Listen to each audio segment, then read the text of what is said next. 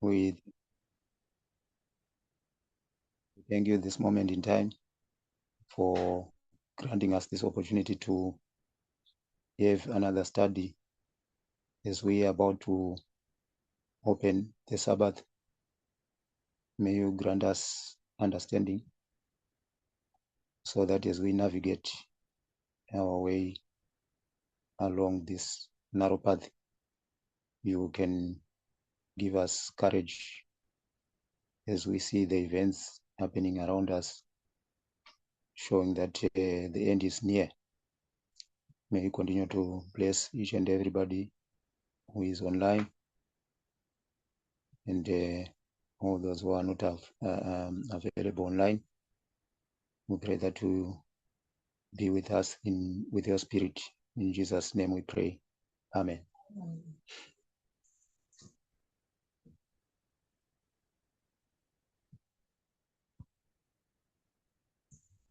Okay. I'm sure we have greeted each other. So to begin with, our study is going to be a rather short one because we'll summarize. We are not going to do the details of this study. It's a relatively new study which was done in UK camp. It was presented by Ngowani or Blessing. Maybe most of you know him as Blessing in UK camp.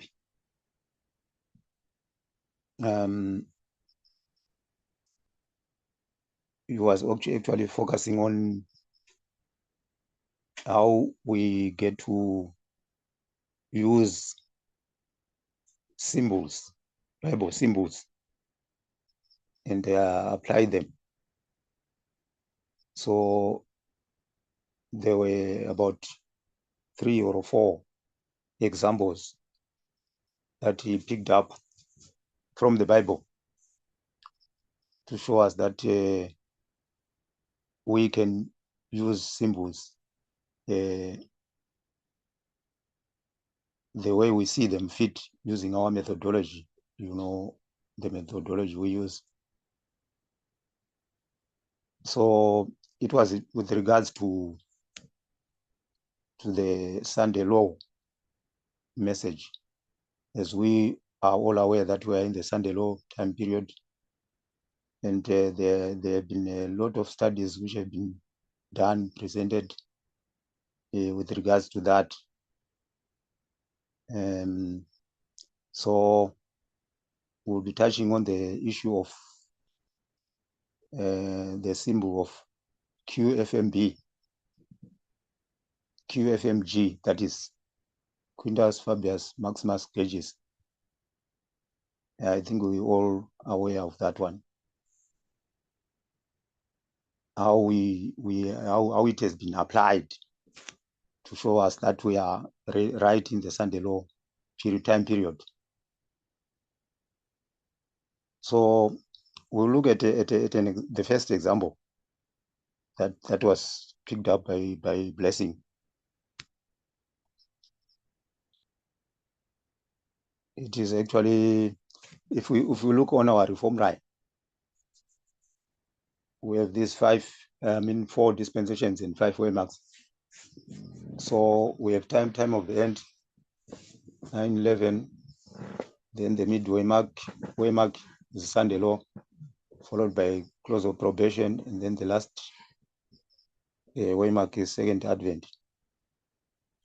So considering that reform line of the 144,000, which is our line, our reform line,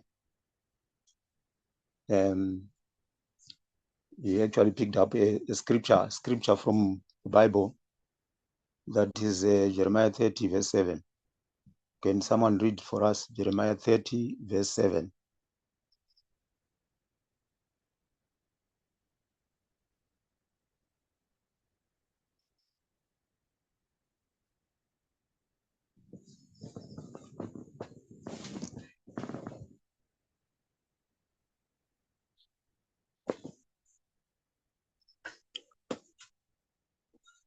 Anyone to read for us? Jeremiah 30, chapter 30, verse 7.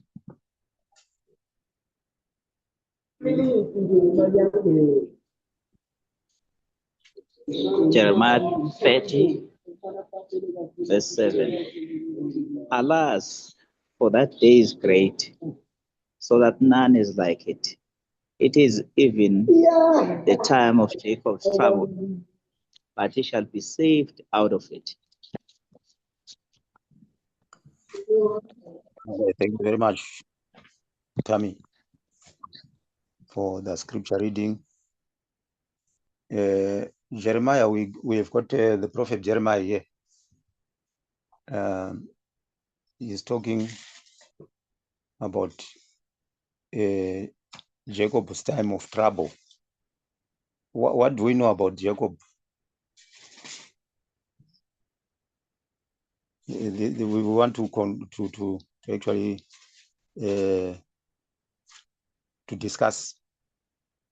Yeah, because I'm not actually teaching as such. We are discussing. Anyone? Can anyone tell me what they know about Jacob?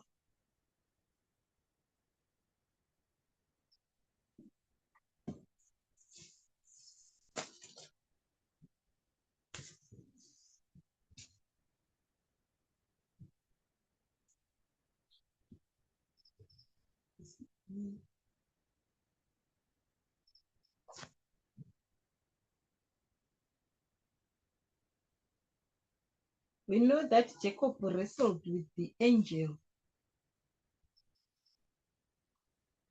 Okay, Chengiswe here tells me she's saying that Jacob wrestled with an angel. Yes, that's very correct. So we want to know who Jacob was. Who was Jacob? Who is Jacob?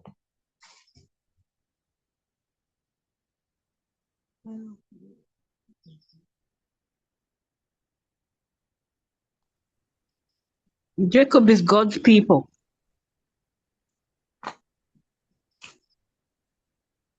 Very correct, my elder. That's God's people. You have put it rather. you jumped to where we are going. Actually, that's exactly where we are going. So we all know that Jacob was the son of who? Isaac. Isaac. That's all. Yeah. Yes, And Isaac. He's He's one of the twins. The twins that were wrestling whilst they were still in the mother's womb. Then God already made a covenant that Jacob will be leading, although he was to be the youngest by birth, but he was the one who was anointed right from conception that he would be ruling over Esau. Yeah, so it's a story that he even during his childhood as a young boy, he showed interest in God's teachings and God's rituals. They were both taught in one home, but he was the one who was showing more interest versus Esau, who was not even interested. Esau was just claiming the birthright by virtue of him being the firstborn, but he was not dedicated to God's statutes as Jacob. Yeah, that's one of the things that I know about Jacob. Thank you so much, Footy. That Footy, yeah? Am I correct? Yes. Yeah, thank you so much for that history. It's very important to know the fine details. Although I was saying we're not going into those finer details as such, but you did well to give us that. So Jacob, as we view Jacob, during their time, with Esau. We remember when he was in exile, and then he was coming back to face his brother Esau. That's when we are told about this story. We all know about it, where Jacob had to wrestle with an angel, as Chinese had put it, thinking it was a stranger, and during that wrestling, Jacob actually he actually, what do we call it? Did he win, or he managed to wrestle his way until the angel had to bless him, and that's when he was given a new name. We know about that, eh? What was the name he was given? He was given the name of Israel. He was going to be called Israel, no more Jacob. That's very correct. Who is this one? Dudu. Dudu. Thank you so much, Dudu. That's very correct. He was given the name Israel. The name changed from Jacob to Israel. We know the meaning of the name Jacob and the meaning of the name Israel. We are not going to those details. So this is Jacob, and that was his during their time. That was a time where he was actually being troubled in his soul when he was coming back to meet his brother, thinking about what had happened way back when he had actually usurped the brother's his birthright. So he was troubled now when he was meeting Esau. So that's where we pick up now during Jeremiah's time. Now he was uttering these words to say, alas, there's going to be Jacob's time of trouble.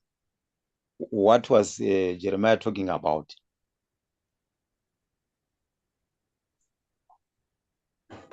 During his time?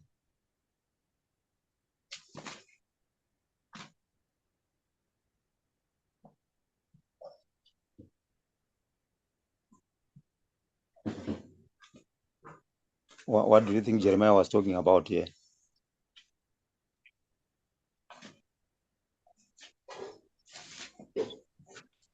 Hi, Nicholas. Hello?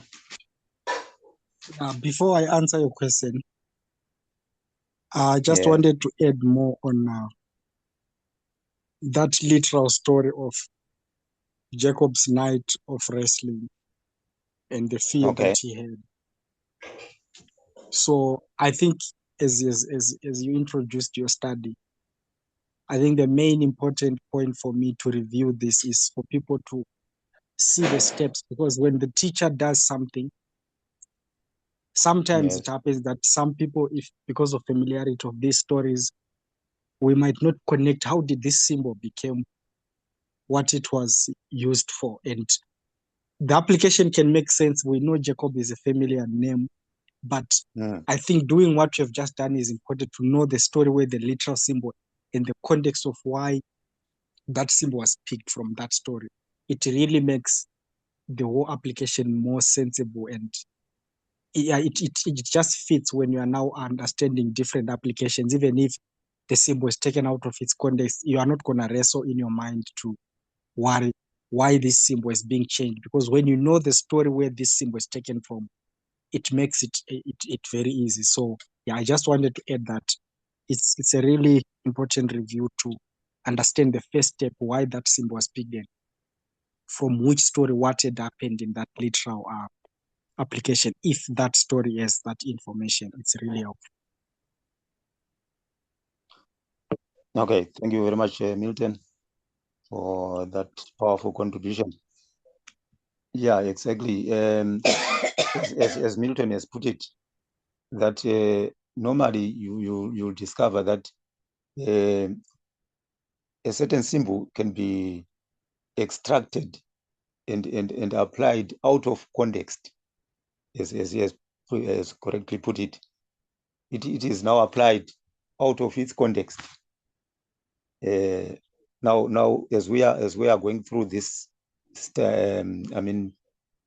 symbol of Jacob's time of trouble, I want us to notice that's the main focus of our study.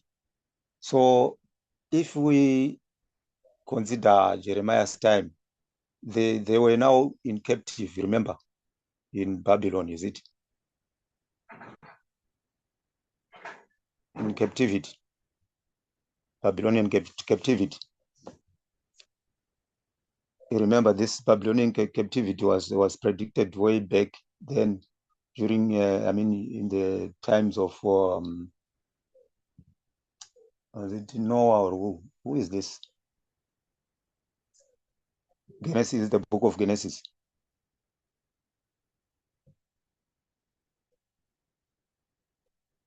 Abraham. Yeah, during the time of Abraham. Am I correct?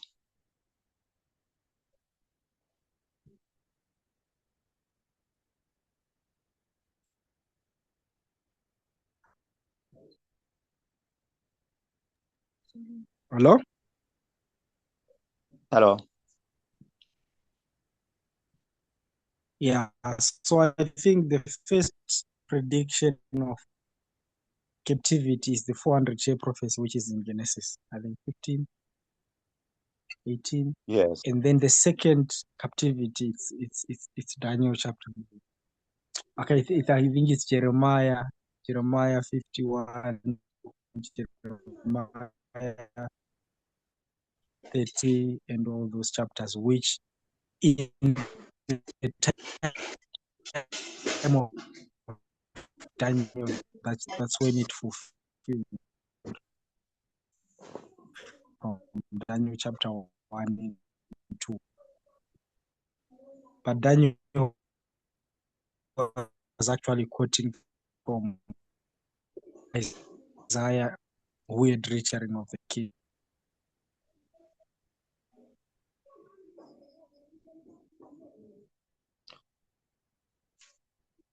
Hello, Milton.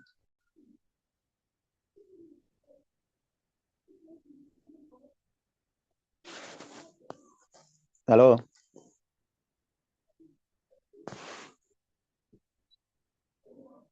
I think our speaker has been. I think the network is bad on his side, or what?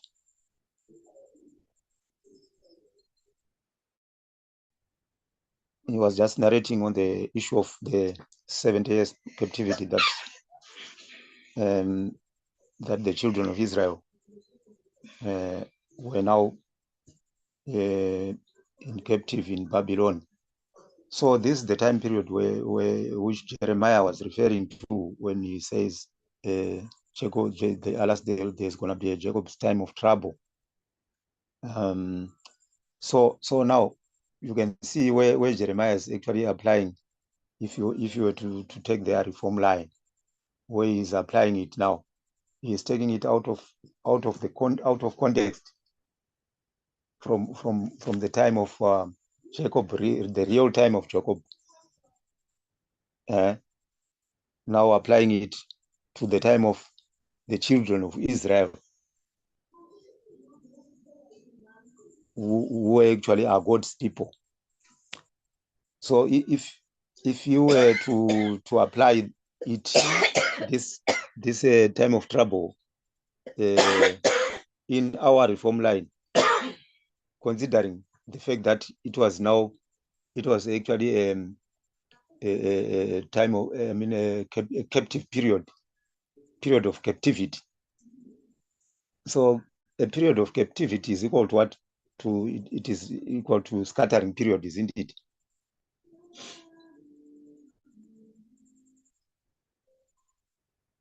which means God's people were being scattered among the heathens due to disobedience. So if you are to apply that one onto a reform line,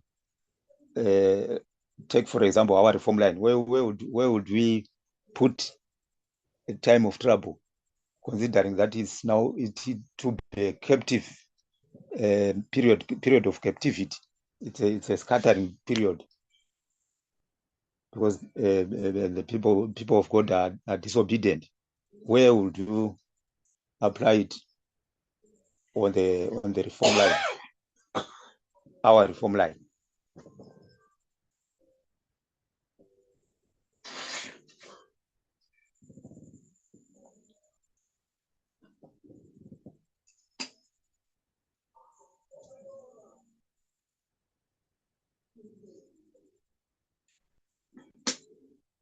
Hello?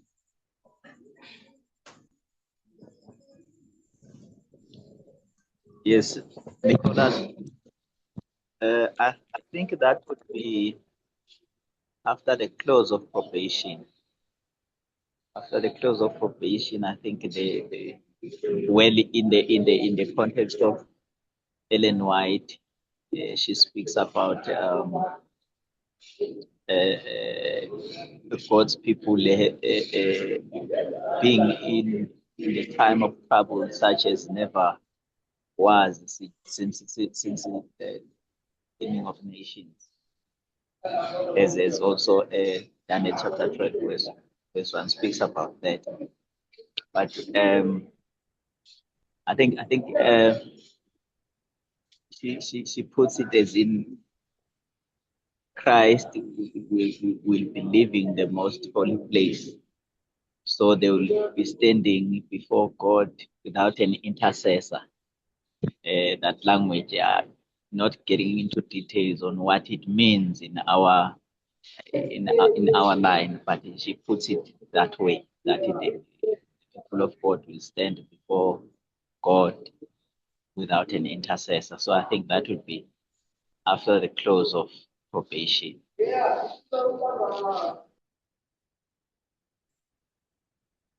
Okay, I hear you, Tammy. Yeah, actually, you have actually jumped to where we were going, actually, because if we are considering our reform line, we normally see that there's a period of darkness before the time of the end. Is that correct? Oh, yes, that's correct. So most people would actually apply that one there, because it will be a period of scattering. God's people are not gathered yet. So according to our reform line, someone would actually take it and apply it to just before the time of the end, somewhere there. So, but now if we now check in the spirit of prophecy, Ellen G. White, how she takes the same symbol of Jacob's time of trouble, as we are considering the reform line of 144,000. Where does she take it? Where does she apply it on the 144,000 reform line? That's where Tammy was just explaining. Now, if we read Great Controversy, chapter 39, actually we'll just have to read paragraph 1. As I've asked Tammy to do that for us, please. Okay. Great Controversy, chapter 39. That is page 613.1. At that time shall Michael stand up, the great prince which standeth for the children of thy people. And there shall be a time of trouble, such as never was, since there was a nation, even to that same time. And at that time thy people shall be delivered, everyone that shall be found written in the book.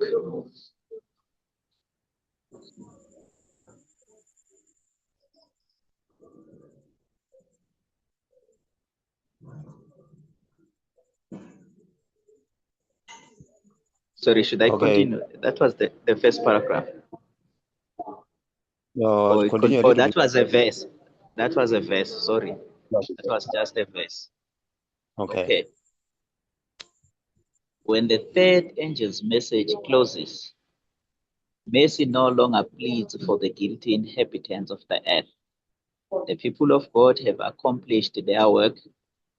They have received the latter rain, the refreshing from the presence of the Lord. And they are prepared for the trying hour before them. Angels are hastening to and fro in heaven. An angel returning from the earth announces that his work is done. The final test has been brought upon the world, and all who have proved themselves loyal to the divine precepts have received the seal of the living God. Okay, thank you. We will end it there. So according to this quotation, where do you think Ellen White is applying this Jacob's time of trouble, taking that symbol as a symbol onto the 144,000 reform line as we understand it? Where, according to the way marks we all know.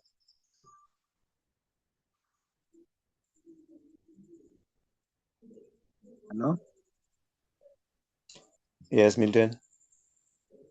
Sorry, I was actually kicked out the last time I was commenting.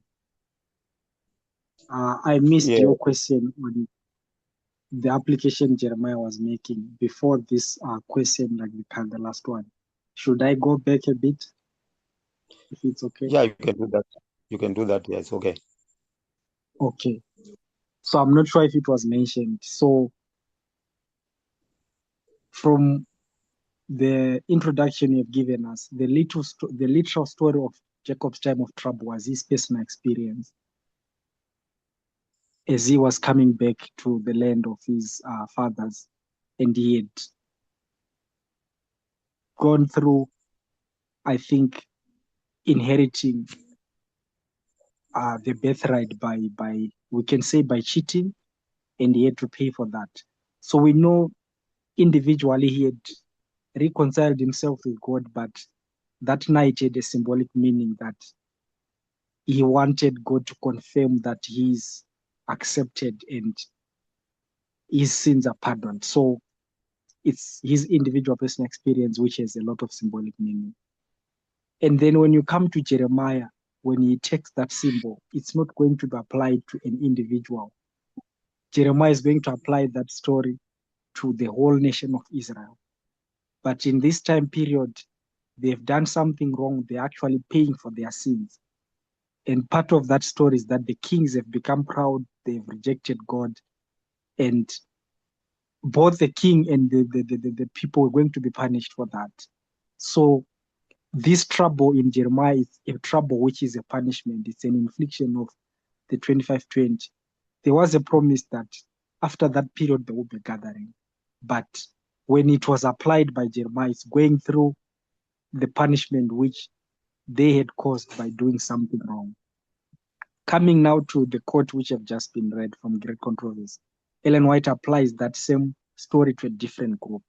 This time, the 144,000 have not done anything wrong per se, but she added more information that they have overcome, they've done great work in doing what they're supposed to do, but they still need to go through that experience to have a firm faith and trust in God.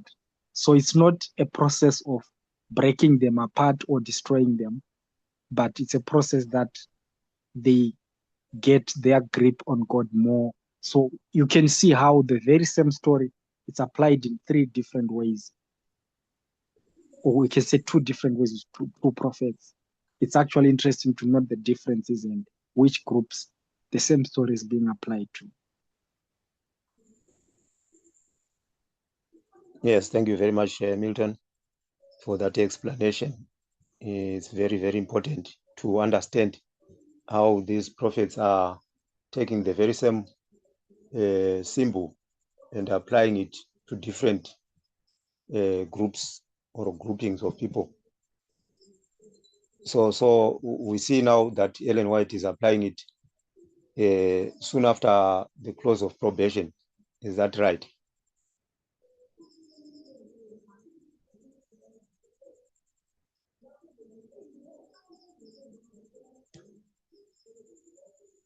Are we together?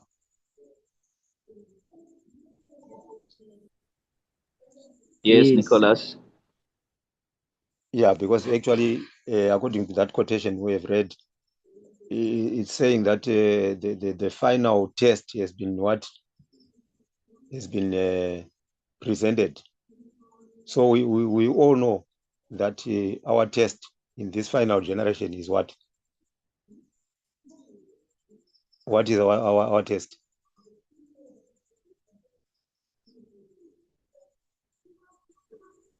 It's on equality.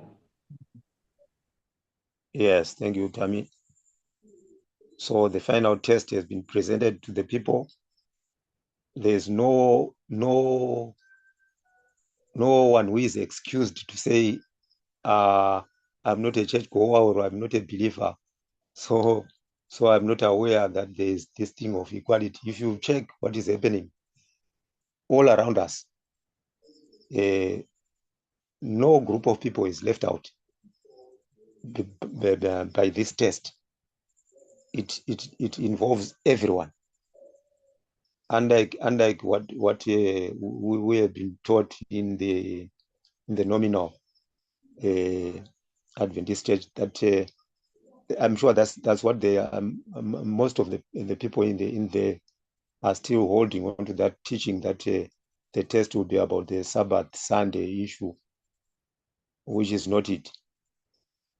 So we see now Ellen White is applying that one, that the final test has been presented before the people, and everything has been what decided. Every case for every individual has been decided, for life or for death. So that will be the final. Soon after the close of probation, that's where she is applying that symbol. So that's proof number. That's proof number what?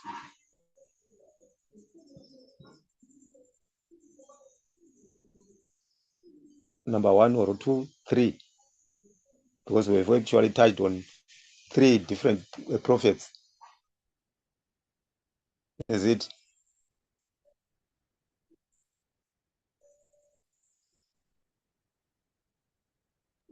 Using the same symbol, taking it out of the context and then apply it the way they want.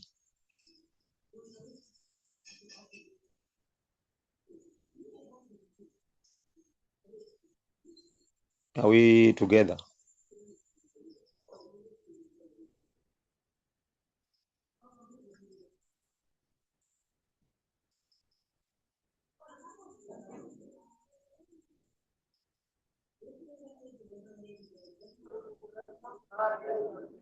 Yes, Nicholas. Yes, we are following. Okay, because when people are silent now, I become confused now as to whether we are still together or I'm talking alone.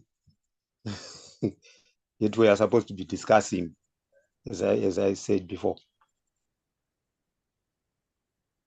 So we have noticed that the prophets, 3 different prophets, are taking the same symbol and they're applying it the way they like.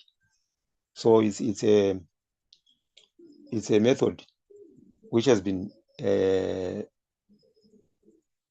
used, as we can see, way back then, before we even thought that we would have the 144,000. So that method, we're still carrying on with it as the 144,000. that's where we get the reason to say, to justify how we can apply the symbol that we are taking the QFMG symbol as a symbol for Sunday law. That's the basis. We are coming from there. So we want to look at another example that was given as well. It's in Matthew chapter 2, verse 16 and verse 16 to verse 18. Can someone read for us? Matthew chapter 2.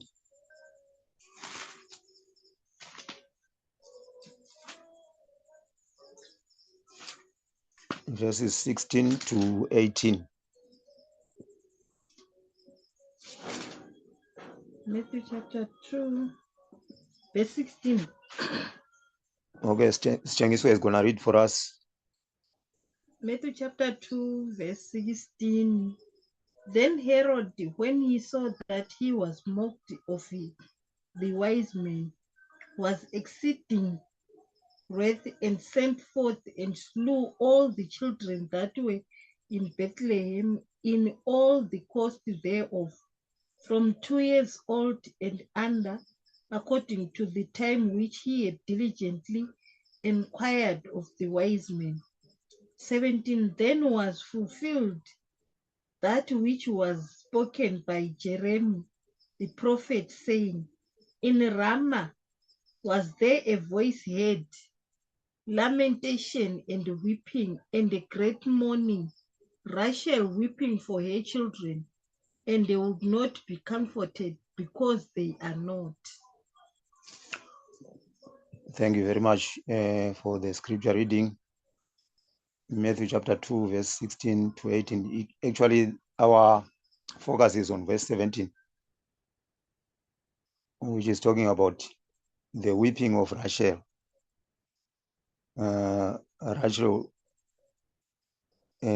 Rachel's weeping is actually taken as a symbol there.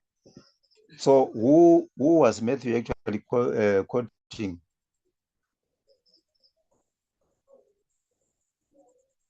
From the Old Testament. That's Jeremiah, the prophet Jeremiah, isn't it? It's Jeremiah 31, verse 15 and 16. So we are not going to read that one, because it is clear that Matthew was actually quoting the other prophet, Jeremiah, who actually mentioned that there will be weeping of Rachel. The Rachel will be weeping for what? What does the verse say? Rachel was weeping for who? For her children. Because they are not. And now, if we are to take that the name Rachel, we know Rachel, isn't it?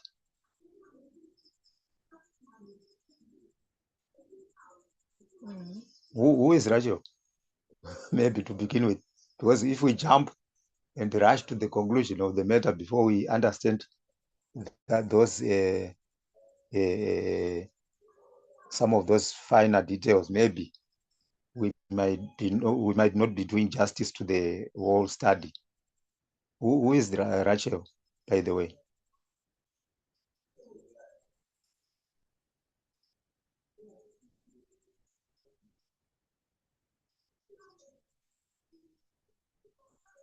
This is a discussion.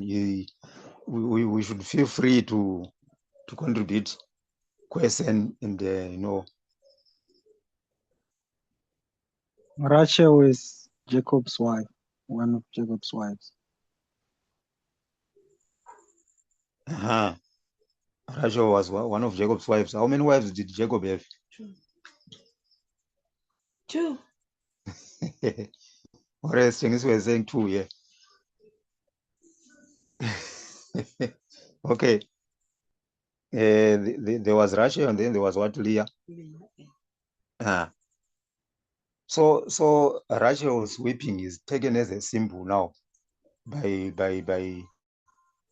the New Testament writer here, who is Matthew.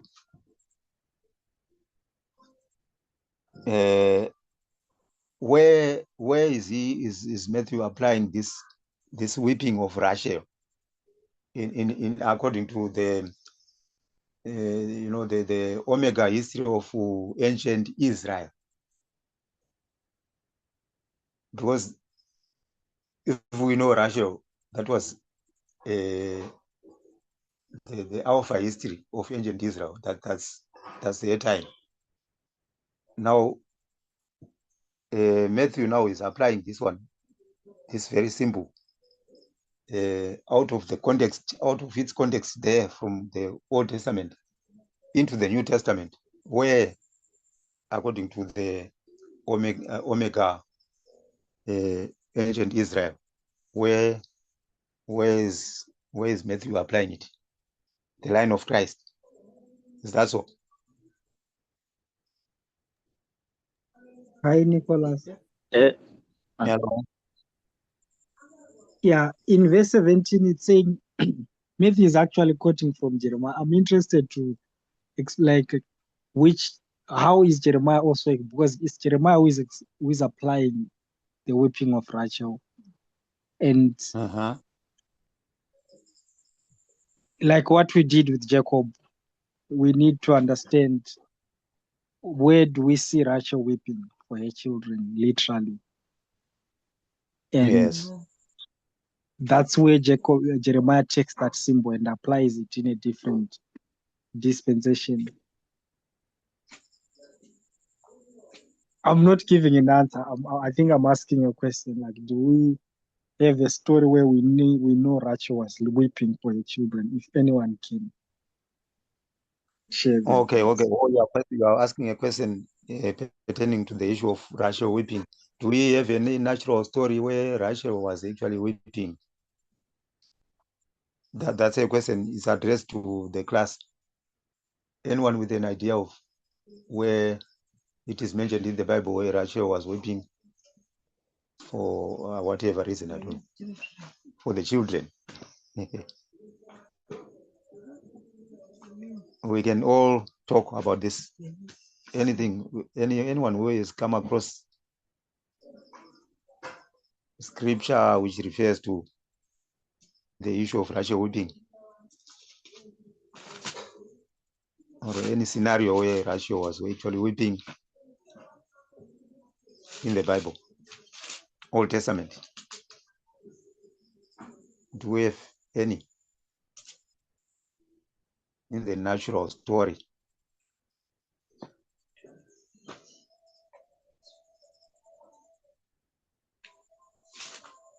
This is a question which Milton is asking, and he's not asking me, he's asking everyone. Anyone who is familiar? Yes. Okay, so yeah, it's not that clear, but I think what we can do, taking this story or this statement from Matthew, the book of Matthew we've just read, and try to see how that is applied there, right? And then we know it's taken from Jeremiah chapter 30, but we're gonna try to use that application and try to trace back in history, where can this be or come from? It's not that clear, but you can just look at the story of the Egyptians when Pharaoh was killing the children there. So, and then try to make something out of it. Because really what was happening in Israel in that day when Herod was killing the children, as an Israelite, because the Israelites were familiar with the history of Pharaoh killing the children in Egypt. So you can try to connect that, though it's not that clear that it's not that clear that Jeremiah is really taking that, is talking about that story, but you can try to connect the dots there, because there is no story, natural story we know about Rachel as such. So yeah, I'm just thinking about that.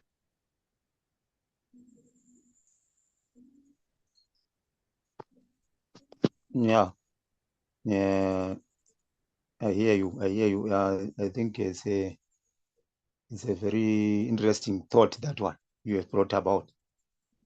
It's a very interesting thought, connecting those dots about what happened in Egypt, and then I mean, when the firstborns were actually being killed and the like,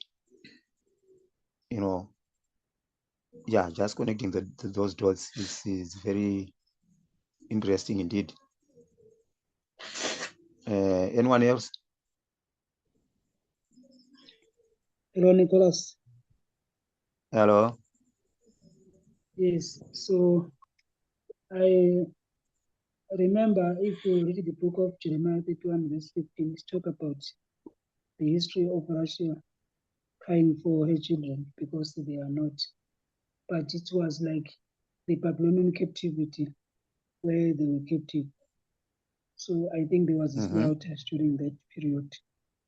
Yeah, thank you. Okay, thank you. That's Patumuzi. Yes. Thank you. Thank you very much. Yeah, that's another version again. Yeah, wonderful. Wonderful. When when we look on all those issues, it is clear that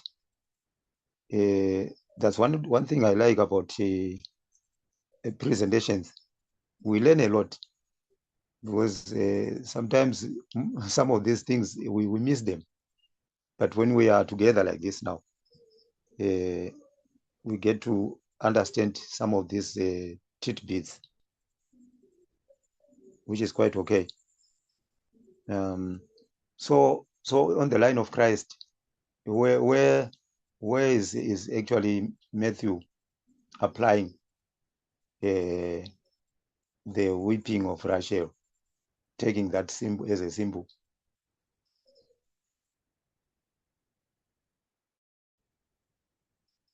Where do you think Matthew is applying that one, according to the line of Christ, from 4 BC going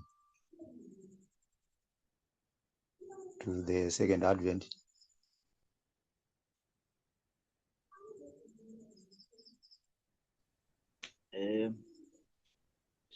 Matthew is applying that passage to the killing of the children of Israel during the time of Christ, when Herod heard that there is now a king that is going to wrestle the throne with him, from him.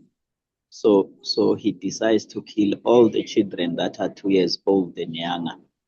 So this passage is applied to that predicament that is happening. Yes, thank you very much, Tammy. Matthew, as we notice here, is applying that very same symbol to the time period of soon after the birth of Christ. That's where the line of Christ begins. Soon after the birth of Christ, that's where he applies it. So when Herod was actually very wroth with with the idea that he had asked the wise men to come and report to him when they find this new king was said to be born. Yeah, we know the story. So if we were to apply, individually, we were to apply the same thing and now, as we did on the 144,000 line, birth of Christ is actually the time of the end of the Omega ancient Israel. So the time period which we might think of actually is before the birth of Christ, to think that that's when this thing could have happened. But you can see that it doesn't add up. So that is proof number 2 again, that a prophet can actually take a symbol and out of its context and apply it the way they see fit. Are we together?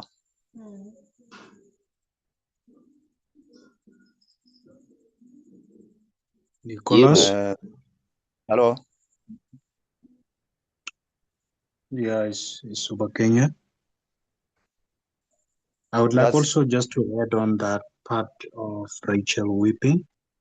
I think according to the book of Matthew, not Matthew, Genesis 35, it explains there where Jacob buries Rachel after she gave birth, but she did not survive and she died. Knowing that Rachel was the wife to Jacob, whom we know then she was the mother of the nation. So she had a deep love for her children as the mother, who had a responsibility on her side. So I think from that part we were given a picture. That's what I'm thinking when he talks about her weeping for her children. Yeah, that's one part that I can say. Thank you. Thank you very much. You say your name again?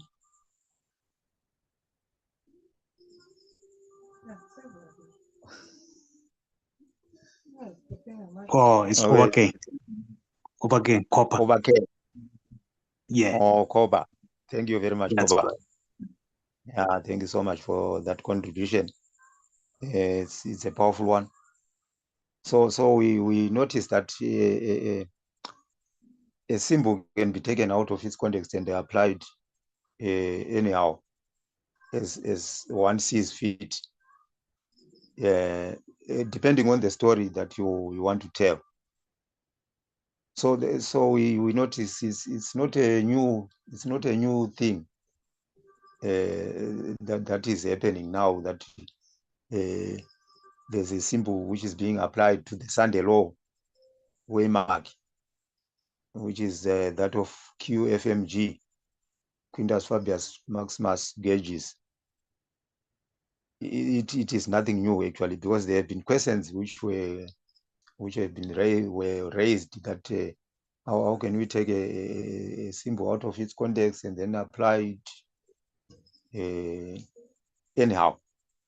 So these are the proofs to show us that a prophet can do that, and we are not left alone in that situation.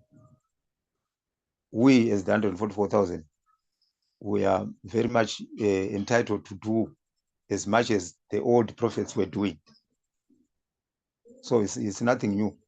It's as old as the Bible. So another proof is in the book of Acts. I don't know how much time do we have?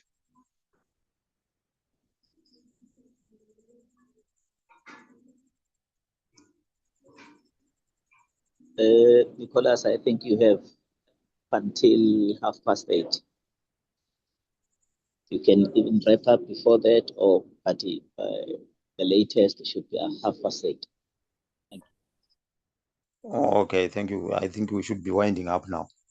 Let's look at this last one as a last one, but the study is continuing. We will do that at a later stage, maybe, God willing. The last one I want us to look at is in the book of Acts, chapter 2. We know about this story. This is a very familiar story. Acts chapter 2, when the apostles were gathered in the upper room. Were they in the upper room, by the way?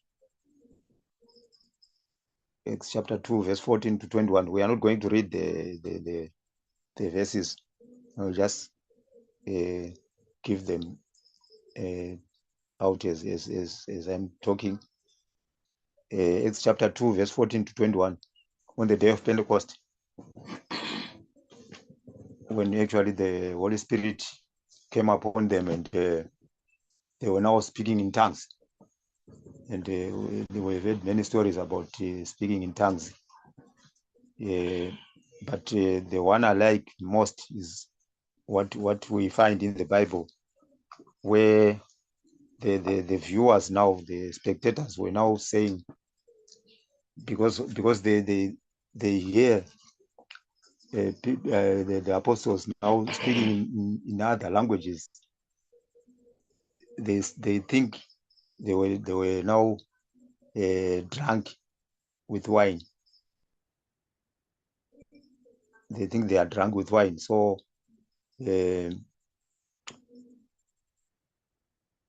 so we see this is a story which is actually reported by Peter, the apostle Peter. So Peter actually responds to their suggestion that these guys have been intoxicated with wine. He says, these are not drunk with wine as some of you are suggesting, but this is what he was now quoting, what was written in the book of Joel chapter 2 and chapter 3. We'll go over those chapters individually. We are not going to read. So he was quoting the book of Joel chapter 2 and 3. So the apostle Peter here is applying now this scenario of the day of Pentecost on the line of Christ. He is now applying it to the what soon after the cross. That is what waymark do we see soon after the cross?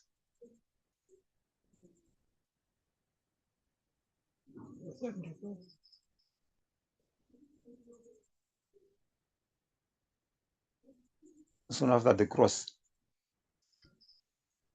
what waymark on the line of Christ? It's Pentecost. It's Pentecost. Thank you very much. That's where the apostle Peter applies the scenario of the apostles speaking in tongues, actually because of the Holy Spirit which had come over them. So this is all to show that we've seen this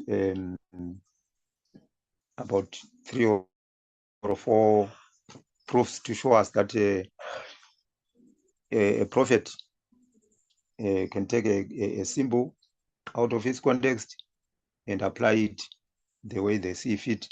So as I repeatedly say, that it's nothing new. This is not a new method. It's as old as the Bible itself, that we as the 144,000, the last generation, we can also take a symbol and then apply it the way we see it fit, depending on the story which we are telling. Since we are in the Sunday law time period, we are using this QFM G symbol to represent the Sunday law time period. I think in short, that's what we've been trying to look at, the methods which the prophets could take symbols out of their context and apply them the way they see fit. I think we are going to end here for time's sake. We might continue if we are given another chance to discuss further. But for now, we will end here. If there is anyone to add or to question or contribute.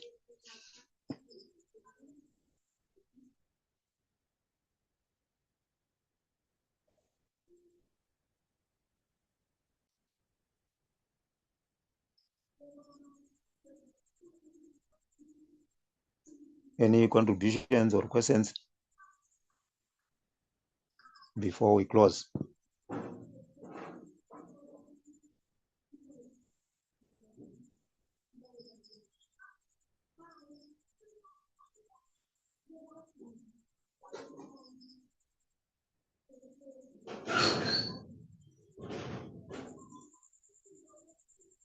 Are we still together?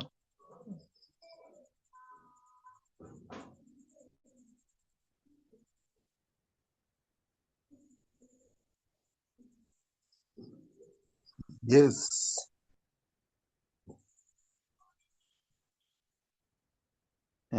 Silence means all is well, or it's not very clear. Maybe people are not still digesting. So we might close in prayer. Let us pray. Thank you, Lord, for the study we have just had. We want to gratify your name, to glorify your name because of your leading. May you continue to guide and protect and bless your people. In Christ's name we pray. Amen.